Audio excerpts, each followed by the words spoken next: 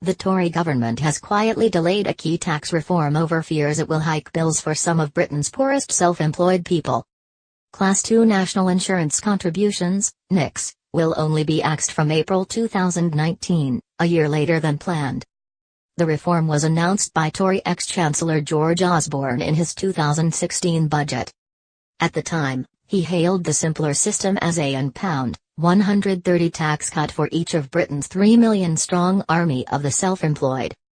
But tax experts warned some people, who didn't make enough profit, faced paying far higher NICs to protect their access to the state pension.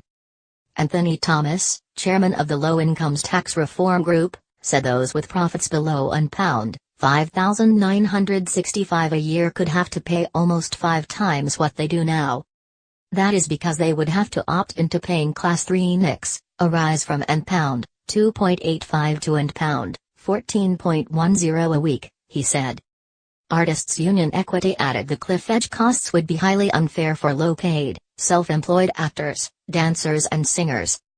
The delay was slipped out today with no debate in a written statement to Parliament by Treasury Minister Andrew Jones. He admitted there were fears of unintended consequences for Britain's lowest earners. He said, the government has decided to implement a one-year delay to allow time to engage with interested parties and parliamentarians with concerns relating to the impact of the abolition of Class 2 NICs on self-employed individuals with low profits. The government has committed to abolishing Class 2 NICs to simplify the system, so it is therefore right to take the time to ensure that there are no unintended consequences for the lowest paid. The policy is completely separate to Chancellor Philip Hammond's plan to hike Class 4 contributions from 9% to 11%, which he was forced to abandon after a Tory backlash. Shadow Chief Treasury Secretary Peter Dowd said, the government has clearly tried to sneak this admission of their own failure out just before recess. This should have been announced in the House by a Treasury Minister.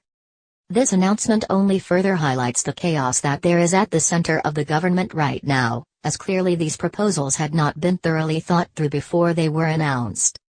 But above all, the government needs to make sure that those currently paying Class 2 NICs, including many low-earning self-employed people, are not hit hard as a result of their abolition and replacement.